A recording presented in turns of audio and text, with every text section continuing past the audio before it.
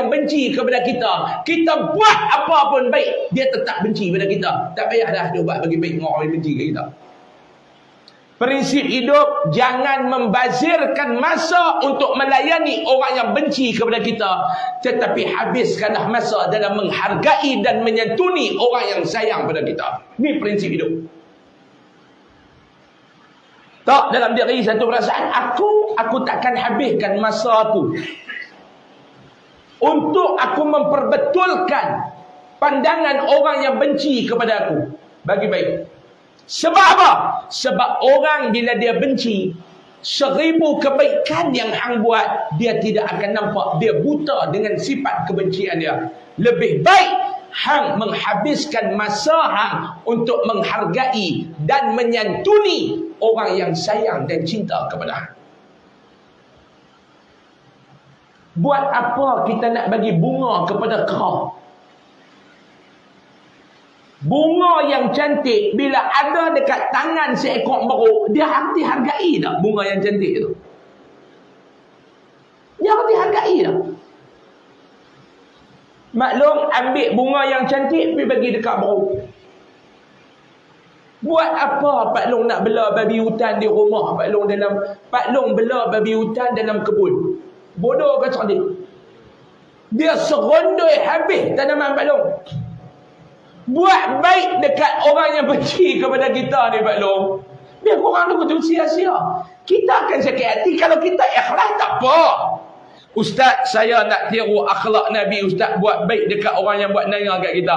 Okey, silakan. Yang penting ikhlas. Kalau dapat balasan apa, dia buat pelik kat hang, hang jangan kecewa. Silakan. Saya akan cuba Ustaz. Cuba Ustaz, dia ni betul-betul tak guna Ustaz. Tu kata tak payah duk habis masa. Hang tak boleh buat lagu tu, hang tak payah duk besok dengan dia. Dia boleh menambahkan dosa hang.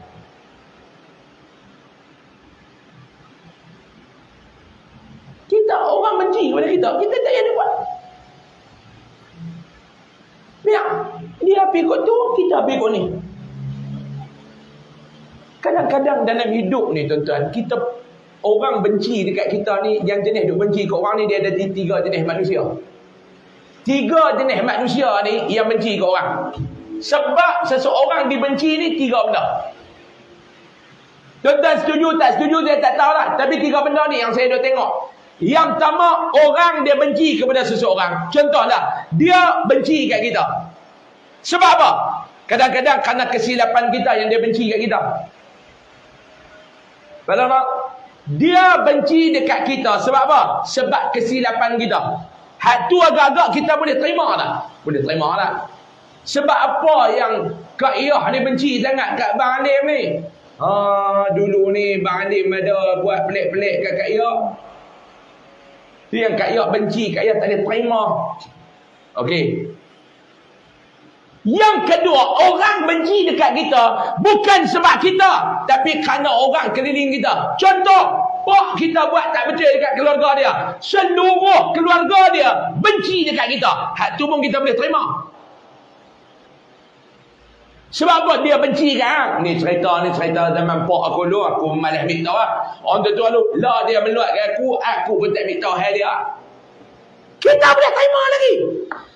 Tapi hak nombor 3 ni kita tak nak fikir. Dia meluat kat kita, dia benci kat kita, kita tak tahu pasal apa.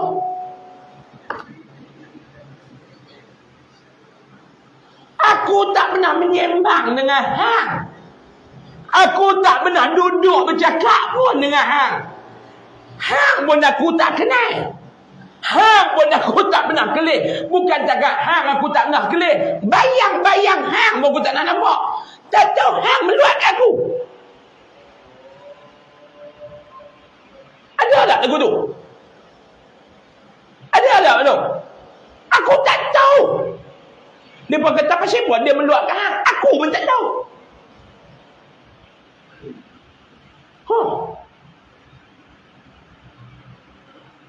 Dia meluatkan kita. Kita tak tahu pasal apa.